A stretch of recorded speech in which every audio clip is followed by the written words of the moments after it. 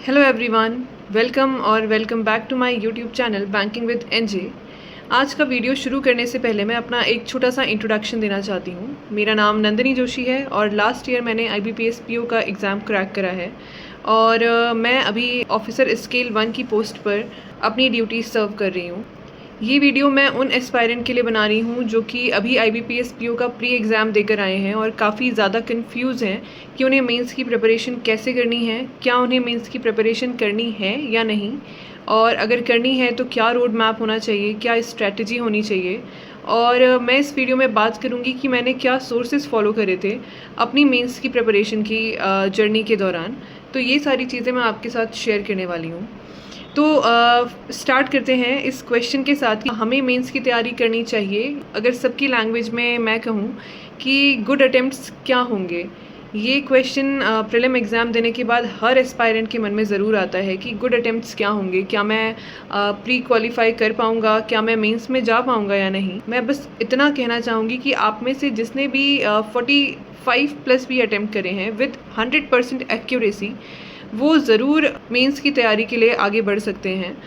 हाँ, इस बात को ज़रूर ध्यान रखिएगा कि विद 100% एक्यूरेसी, ऐसा नहीं है कि आपने अटेम्प्ट तो 80 कर दिए बट आपकी एक्यूरेसी ही 50-60% है। ऐसे बच्चे थोड़ा अपना सेल्फ एनालिसिस करें और उस हिसाब से इस तैयारी में आगे बढ़ें। और मेंस के लिए प्रिपेयर आप सबको ही करना चाहिए, ये आपको कहीं ना कहीं आगे हेल्प ज़रूर करेगा। मेंस की ये प्रिपरेशन, मेंस की प्रिपरेशन करें या नहीं, ये क्वेश्चन आपके दिमाग में नहीं होना चाहिए। आपको मेंस की तैयारी के लिए लग जाना चाहिए, क्योंकि ये जो कन्फ्यूजन वाला फेज़ होता है ना, यही हमारे मार्क्स कम करता है लास्ट में। और ये मेरा खुद का भी एक्सपीरियंस रहा है। मैंने अपने 2 अटेम्प्ट इस चीज़ में वेस्ट भी करे हैं कि शायद मेरा नहीं होगा, और अगर होगा तो मैं लास्ट मोमेंट में देख लूँगी। तो ये चीज़ प्लीज़ अवॉइड करें और मेंस की प्रिपरेशन अभी से, आज से ही शुरू कर दीजिए। उस चीज़ में बिल्कुल भी डिले मत करिए। हम सबसे पहले बात करेंगे क्वांट की, कि क्वांट के सेक्शन के लिए मेरी स्ट्रैटेजी क्या थी और मैंने क्या सोर्सेज फॉलो करे थे। तो क्वांट का सेक्शन एक ऐसा सेक्शन है जिसका प्री और मेंस एकदम डिफरेंट हम कह सकते हैं होता है। प्री के टाइम आपको चाहिए स्पीड, आप कितनी स्पीड से कितने ज़्यादा क्वेश्चन अटेम्प्ट कर सकते हैं, और कॉन्सेप्ट की क्लैरिटी भी ज़रूरी है, बट जो मेन चीज़ होती है उसमें वो होती है स्पीड। बट जब आप मेंस में आते हैं तो मेन चीज़ होती है कि आपके टॉपिक की क्लैरिटी कितनी ज़्यादा है, आपने जो भी सिलेबस है वो अच्छे से पढ़ा है या नहीं, और आपको ये ज़रूर पता होना चाहिए कि आप किस तरह के क्वेश्चन अटेम्प्ट कर सकते हैं। हमारे मन में एक जो कहेंगे कि एक गलतफहमी होती है कि बहुत सारा टाइम होता है मेंस में, देख लेंगे, क्वेश्चंस कर लेंगे, बट वो टाइम कंज्यूमिंग भी होते हैं क्वेश्चन, इसलिए उतना टाइम आपको दिया जाता है। तो आपको पता होना चाहिए कि आपको कौन से क्वेश्चन सेलेक्ट करने हैं, क्योंकि हर क्वेश्चन आपका अच्छा खासा टाइम लेकर जाएगा। अगर आपने कोई ऐसा क्वेश्चन सेलेक्ट कर लिया जिसमें आपके कॉन्सेप्ट्स ही नहीं क्लियर हैं और आप उसको सॉल्व करने की कोशिश कर रहे हैं, आप कुछ भी तुक्के लगाने की कोशिश कर रहे हैं, वो एट लास्ट आपका टाइम लेकर ही जाएगा। हो सकता है कि शायद 1-2 क्वेश्चन आपसे बन भी जाएं, बट बहुत ज़्यादा आपको नेगेटिव मार्क्स देने के लिए ये चीज़ें काफ़ी होंगी। अगर आप बिना सोचे समझे बस पहले क्वेश्चन से अटेम्प्ट करना शुरू कर देते हैं, तो आप जब भी मॉक टेस्ट दें तो ये एनालिसिस ज़रूर करें कि आप किस तरह के क्वेश्चन कितना जल्दी कर पा रहे हैं, किस तरह के क्वेश्चंस में आपको क्लैरिटी है, और एग्ज़ाम टाइम में आप अच्छे से उसको सॉल्व कर लेंगे। दूसरी चीज़ जो हमें क्वांट का सेक्शन करते वक्त ध्यान देना है कि हमें इस चीज़ में नहीं फंसना है कि ये क्वेश्चन 2 मार्क्स का है तो मुझे ये करना है और 1 मार्क्स वाले मैं बाद में देख लूँगा।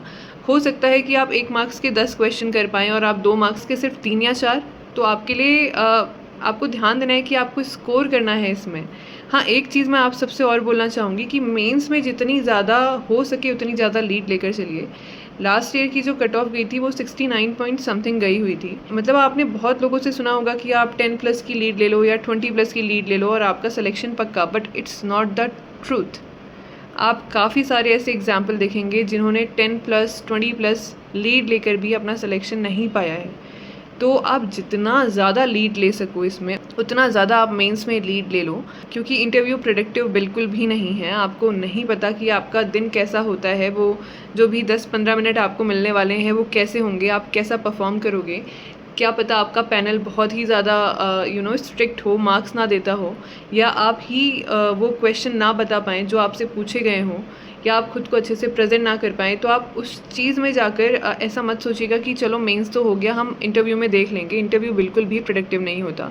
तो यहाँ से कोशिश करिए कि आप बहुत ज़्यादा प्रैक्टिस करिए, जितना ज़्यादा आप लीड ले सकें उतनी ज़्यादा आप लीड ले लीजिए मेंस में, ताकि आपका सिलेक्शन पक्का हो जाए। और अभी आपके पास टाइम भी है, तो इसलिए मैं आपसे बार बार जो चीज़ कह रही हूँ कि आप एक मेंस का मॉक दीजिए, उसको एनालाइज़ करिए कि आप किस तरीके के क्वेश्चन कर सकते हैं सॉल्व, और उस तरीके के क्वेश्चन आप एग्ज़ाम में सॉल्व करिए। ये चीज़ आपको कैसे पता चलेगी कि आपको कैसे क्वेश्चन सॉल्व करने हैं?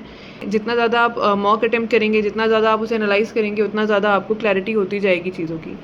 तो आप ये चीज़ ज़रूर करिए, और ईगो पे लेकर क्वेश्चन सॉल्व बिल्कुल मत करिए, टाइम अपना बिल्कुल वेस्ट मत करिए, और इस कन्फ्यूजन में बिल्कुल मत जाइए 2 मार्क्स वाले क्वेश्चन ही करने हैं और 1 मार्क्स वाले क्वेश्चन बाद में देख लिए जाएंगे।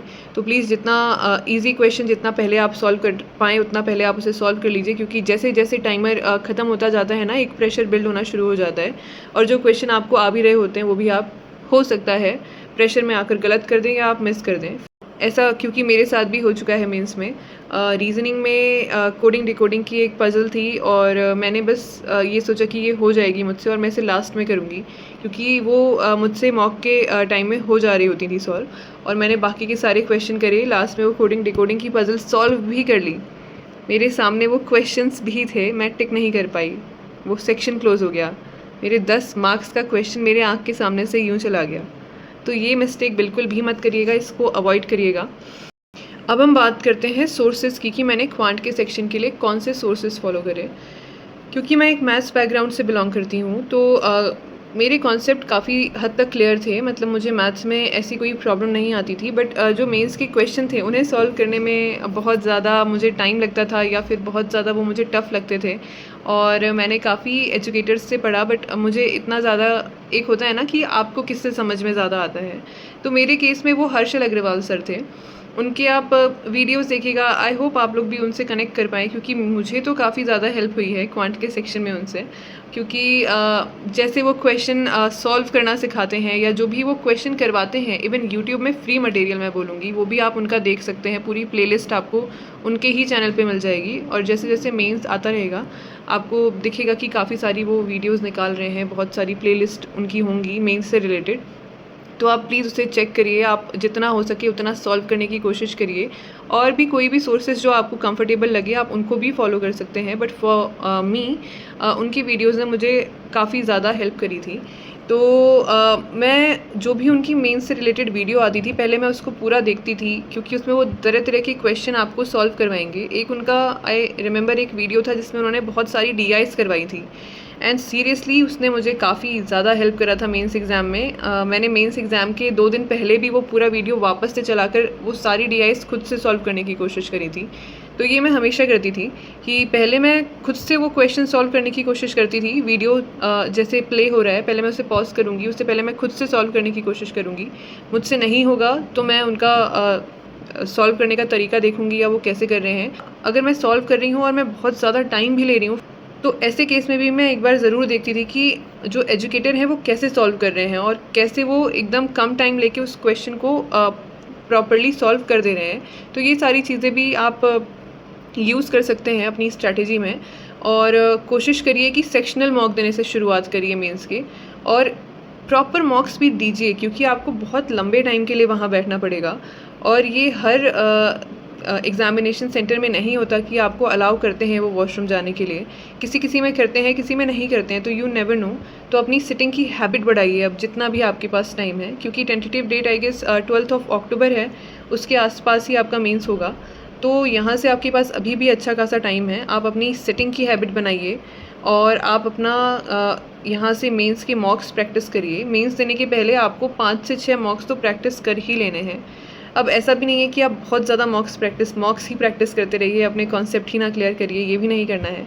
पर हाँ, सेक्शनल देने की कोशिश करिए, समझने की कोशिश करिए। और मेरी तरफ से तो मैं आपको सजेस्ट करूँगी कि आप हर्षल अग्रवाल सर का मेंस की जो भी वो सीरीज़ यूट्यूब में डालते हैं, आप उन्हें फॉलो कर सकते हैं, और उन फ्री वीडियोस से ही आपको काफ़ी ज़्यादा हेल्प हो जाएगी। ऐसा मेरा एक्सपीरियंस रहा है।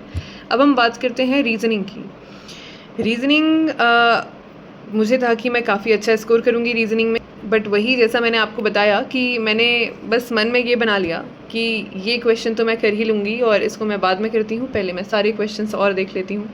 वो मेरी मिस्टेक थी, मुझे जो क्वेश्चन मुझसे हो पा रहे थे मुझे वो पहले सॉल्व करने चाहिए थे। बट थैंकफुली कि I pass the exam and I got the job, otherwise वो एक रिग्रेट सा रह जाता। तो मैं नहीं चाहूँगी कि आप में से किसी के भी मन में वो रिग्रेट सा रहे कि काश ये कर लिया होता तो ये हो गया होता। तो इसलिए आप ये चीज़ ज़रूर ध्यान रखिए। रीजनिंग के सेक्शन में भी सेम आपको काफ़ी ज़्यादा लेंथी क्वेश्चन मिलेंगे। आपको टाइम बहुत दिख रहा होगा बट वो टाइम कब गायब हो जाएगा आपको पता ही नहीं चलेगा। तो सिलेक्शन ऑफ क्वेश्चन आपको आना चाहिए कि आपको कौन से क्वेश्चन करने हैं और कैसे करने हैं। और अब हम बात करते हैं सोर्सेज़ की। रीज़निंग के लिए जो मैंने सोर्सेज़ फॉलो करे थे वो थे अंकुश लांबा सर। मैंने उनके ही वीडियोस देखे हैं रीज़निंग के लिए, मैंने किसी और एजुकेटर के वीडियोस देखे ही नहीं हैं। और बाकी जितना भी मैंने क्वेश्चन प्रैक्टिस करी है वो करी है सेक्शनल मॉक्स से। मैंने ऑलिव बोर्ड के सेक्शनल मॉक्स लिए हुए थे, मैंने ऑलिव बोर्ड की मॉक टेस्ट सीरीज़ ली हुई थी, तो मैं उससे ही प्रैक्टिस करती थी। मतलब उसके सेक्शनल मॉक्स हो गए और मॉक्स टेस्ट अगर मैं नहीं दे पा रही हूँ सारे तो भी मैं उनके सेक्शन वाइज खोलकर सेक्शन ज़रूर निपटा लेती थी, ताकि मुझे पता रहे कि कैसे कैसे क्वेश्चन एग्ज़ाम में पूछे जा रहे हैं। तो रीज़निंग के लिए आप ये चीज़ कर सकते हैं, क्योंकि रीज़निंग में आपको कोई ऐसा रूल्स नहीं सिखाएगा कि ऐसे करने हैं, वो आपको क्वेश्चन सॉल्व करने का तरीका बता सकते हैं। इसलिए आप जितना ज़्यादा हो सके उसमें प्रैक्टिस करने पर ज़ोर दें और तरह तरह के क्वेश्चन ढूंढिए उनको सॉल्व करने का, उन्हें जल्दी सॉल्व करने की मेथड्स के बारे में देखिए। तो हाँ, इस चीज़ ने भी मुझे काफ़ी हेल्प करी। अब मैं बात करूँगी जीके के सेक्शन के लिए, most important section for me, क्योंकि मैंने 2 बार मेंस में बहुत ही बुरा स्कोर करा जीए के सेक्शन में। पहला जो मेरा अटेम्प्ट था, मैं अगर मुझे स्कोर कार्ड मिलेगा मैं अटैच करूँगी, मुझे 0 मार्क्स मिले थे जीए के सेक्शन में। सेकंड मेरा जो अटेम्प्ट था उसमें मैं आई वाज नॉट श्योर कि ये मेरा होगा नहीं होगा, मतलब हो भी जाएगा तो मैं कर लूँगी जीए वाला जो वो था एटीट्यूड, क्योंकि मैंने वीडियोस देखे बहुत लोगों के जिसमें वो बताते हैं how to cover 6 month GA in 1 month और इन 1 वीक। तो मैं सोचती थी हो जाएगा ये तो, मतलब सभी कवर कर ले रहे हैं तो मैं भी कवर कर ही सकती हूँ। बट मुझे 2 या 3 मार्क्स ऐसे ही मिले थे उस टाइम भी। But this time I scored 13.75 which is decent score for me, क्योंकि जिस सेक्शन की वजह से मेरा 2 साल से सिलेक्शन रुक रहा था वो यही सेक्शन था। तो जीए के लिए हमेशा मैं आपको जैसा बताती हूँ कि आपको रोज़ करंट अफेयर्स फॉलो करने हैं। अब जिन्होंने अभी तक करे होंगे वेल एंड गुड, उनको अभी समझ में आ रहा होगा कि इस चीज़ की क्या वैल्यू थी, उन्हें न्यूज़ वगैरह क्लियर होंगी, मंथ्स उन्होंने प्रॉपर रिवाइज करे होंगे, डेली वीकली मंथली आपने खूब रिवीजन करे होंगे, तो अभी आपको एक एज लग रहा होगा आपके पास है बाकी के एस्पायरेंट से। जिन्होंने नहीं भी करा है, प्लीज़ बिना एक भी मिनट का टाइम वेस्ट करे अभी से ही जीए की प्रिपरेशन आप शुरू कर दो, टाइम नहीं मिलेगा लास्ट में। और ऐसा भी मत करना कि पूरा पूरा दिन आप जीए ही पढ़ रहे हो, आप बाकी सारे सब्जेक्ट को नेगलेक्ट मत करो, क्योंकि आपको अच्छा स्कोर करना है। अगर आप ऐसा करोगे कि आप एक ही सब्जेक्ट पर ध्यान दे रहे हो, बाकी के सारे सब्जेक्ट आप इग्नोर कर रहे हो, तो भी आपका मेंस क्लियर नहीं होगा।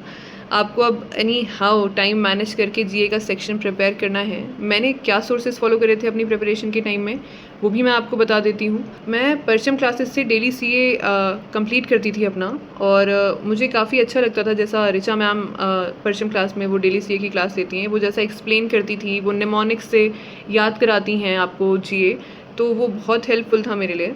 और जब भी वीकली या फिर मंथली रिवीजन की हम बात करें तो मैं कपिल काटपाल सर के जो भी आरबीआई सेबी कॉर्नर था उसको प्रॉपर फॉलो करती थी।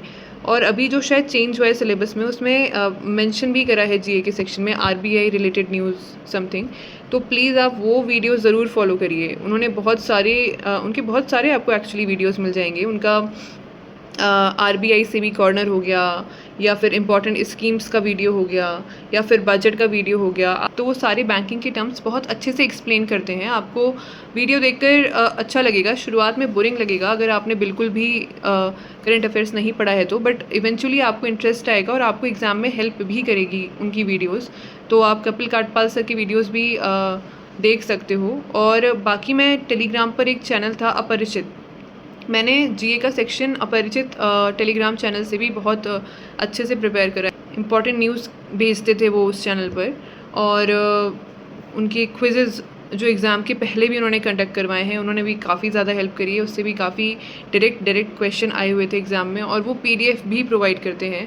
ऑल्दो मैं ऐसा पीडीएफ वगैरह नहीं रीड कर पाती हूँ प्रॉपर, बट मुझे जो ज़्यादा हेल्प होती है वो वीडियोज़ देख कर ही मिलती है। तो आपके लिए जो भी काम करे, आप अपरिचित चैनल को भी फॉलो कर सकते हैं और आप अपनी प्रिपरेशन बूस्ट कर सकते हैं। अब हम बात करते हैं इंग्लिश के लिए निमिषा बंसल मैम, जैसा कि मैंने आपको हमेशा बताया है, और इसके लिए तो कोई आपका शॉर्टकट है ही नहीं। आपको अपने ग्रामर के रूल्स क्लियर रखने हैं, आपको अपनी रीडिंग हैबिट बहुत अच्छी करनी है, क्योंकि इंग्लिश ही एक ऐसा सब्जेक्ट है जो एक अच्छा खासा वेटेज लेके मेंस के एग्ज़ाम में आता है। क्योंकि एक तो आपका इंग्लिश का सेक्शन हो गया, दूसरा आपका राइटिंग वाला सेक्शन हो गया। इसमें आपको रीडिंग इतनी ज़्यादा हेल्प करेगी, आप जितना ज़्यादा हो सके एडिटोरियल के सेशन लीजिए अब, और आप उनका परफेक्शन बैच भी रेगुलर फॉलो कर सकते हैं। उसने मुझे क्या आई गेस बहुत सारे ऐसे आपको एस्पायरेंट मिल जाएंगे जिन्हें काफ़ी ज़्यादा हेल्प हुई है उनके परफेक्शन बैच से। तो आप ये चीज़ ज़रूर फॉलो करिए, और इंग्लिश में तुक्के में क्वेश्चन सॉल्व मत करिएगा कि ये सही लग रहा है तो मैं ऐसा कर देता हूँ। ये वाली अप्रोच के साथ बिल्कुल भी इंग्लिश का सेक्शन अटेम्प्ट मत करिएगा, क्योंकि आपको जो लगता है वो आंसर ज़रूरी नहीं है हो। जब आप 100% श्योर हों तभी आप उस क्वेश्चन को अटेम्प्ट करिए, क्योंकि मतलब आप ऐसा मत करिएगा कि जितने आप सही क्वेश्चन कर रहे हैं आप तुक्के में गलत भी कर रहे हैं और आप अपने मार्क्स नेगेटिव्स में देते जा रहे हैं, क्योंकि 1/4 नेगेटिव मार्किंग होती है, एज वी ऑल नो। तो ये चीज़ आप हर सेक्शन में दिमाग में रखिएगा। जब आप 100% श्योर हो तभी क्वेश्चन अटेम्प्ट करिए। किसी भी पॉइंट पे अगर आपको लगे कि बहुत ही टफ़ है ये एग्ज़ाम, मतलब ये सेक्शन बहुत ही टफ़ है, याद रखिए वो सिर्फ आपके लिए टफ़ नहीं है, सबके लिए टफ़ है। ओवरऑल मेरिट सबके लिए डिसाइड होगी उसी सेक्शन से। तो इसलिए बिल्कुल भी पैनिक मत होइएगा एग्ज़ाम के बीच में कि सेक्शन टफ़ है। जो आपसे हो रहा है वो आप करिएगा। और इंग्लिश का जैसे कि मैंने अपना सोर्स बता दिया, मैंने निमिषा मैम को फॉलो करा था, उनका एडिटोरियल सेशन और ग्रामर रूल्स तो मैं ऑलरेडी PDF शेयर कर चुकी हूँ आप लोगों के साथ, और मैंने ग्रामर ग्रंथ भी फॉलो करा था। उसका PDF मैं नहीं शेयर कर पा रही हूँ क्योंकि एक्चुअली वो बहुत ज़्यादा है और प्रॉपर कंप्लीट भी नहीं है, क्योंकि एक पॉइंट के बाद मैंने वीडियो से ही पढ़ना शुरू कर दिया था उनका, और मैं अभी इतना टाइम मैनेज नहीं कर पा रही हूँ कि उसका PDF बनाकर आपको दूँ। तो प्लीज़ आप पढ़िए और नोट्स बनाइए, या वीडियो से डायरेक्ट पढ़िए, या PDF डाउनलोड करिए, जैसे भी आपको अभी सूटेबल होता हो आप उसको कंप्लीट करिए। और परफेक्शन बैच रेगुलर फॉलो करिए, वो भी आपको बहुत और बहुत ज़्यादा हेल्प करेगा मेंस में। अब बात करते हैं डिस्क्रिप्टिव सेक्शन की, कि मैंने डिस्क्रिप्टिव सेक्शन की तैयारी कहाँ से करी, कैसे करी, मेरी सोर्सेज और स्ट्रेटजी क्या थी। तो स्ट्रेटजी के पार्ट में तो मैं यही कहना चाहूँगी कि आप जितना ज़्यादा रीडिंग करते हैं और आप जितना ज़्यादा प्रैक्टिस करते हैं लिखने की, उतना ज़्यादा आप इस सेक्शन को अच्छा कर पाएंगे। मेरे टाइम तक तो डिस्क्रिप्टिव के सेक्शन में एक ऐसे और एक लेटर आता था, बट इस टाइम लेटर को रिप्लेस कर दिया गया है। इस बार आपको आई थिंक एक पैराग्राफ को समराइज़ करके लिखना है। तो इसके लिए आप देखिए, आपके पास फिर वही सॉल्यूशन है कि आप जितना ज़्यादा रीडिंग कर सकते हैं, जितना ज़्यादा उस पैराग्राफ के सेंट्रल आइडिया को समझ सकते हैं कि क्या है एक्चुअली में राइटर क्या कहना चाह रहा है, उतना अच्छे से आप उसको अपने वर्ड्स में एक्सप्लेन करके लिख पाओगे। तो इसकी स्ट्रेटजी तो यही है, आप जितना ज़्यादा रीड कर लो, जितना ज़्यादा टू द पॉइंट लिख दो, जितना ज़्यादा आप इतना बिना फैंसी वर्ड्स यूज़ करे आप टॉपिक से रिलेटेड चीज़ें लिखोगे, उतने अच्छे आपको मार्क्स मिलेंगे। और मैंने सोर्सेज क्या फॉलो करे थे, तो उस टाइम पर गाइडली का एक मॉक आता था डिस्क्रिप्टिव के लिए, उसमें मैंने प्रैक्टिस करी थी। और बाकी निमिषा मैम का एक वीडियो था यूट्यूब पर जिसमें उन्होंने प्रॉपरली डिस्क्राइब करा था कि आपको डिस्क्रिप्टिव के सेक्शन में ऐसे कैसे लिखना है, लेटर का फॉर्मेट क्या होना चाहिए और कैसे आपको लिखना है। बट आपके केस में अभी डिस्क्रिप्टिव का पैटर्न थोड़ा चेंज हुआ है, इसके बारे में आपको एक वीडियो मेरे चैनल पर मिल जाएगी। तो या दैट्स ऑल फॉर टुडे। मैंने आप सबके साथ अपनी मेंस की प्रिपरेशन स्ट्रैटेजी क्या थी और मैंने क्या सोर्सेज फॉलो करे, सब कुछ ऑनेस्टली आपके साथ शेयर करा है। एंड आई होप ये आपको भी आपकी जर्नी में हेल्प करेगा आगे, और आप अपनी मेंस की तैयारी बहुत ही ज़ोरों शोरों से कर रहे होंगे और आप बहुत अच्छा करेंगे मेंस में होपफुली। ये मेरी गुड विशेस हैं आपके लिए। And yeah all the best for mains, all the best for your preparation. आप अच्छा करें और आप सक्सेसफुल हों इस एग्ज़ाम में। एंड इसी नोट के साथ आज के इस वीडियो को एंड करते हैं। Thank you so much.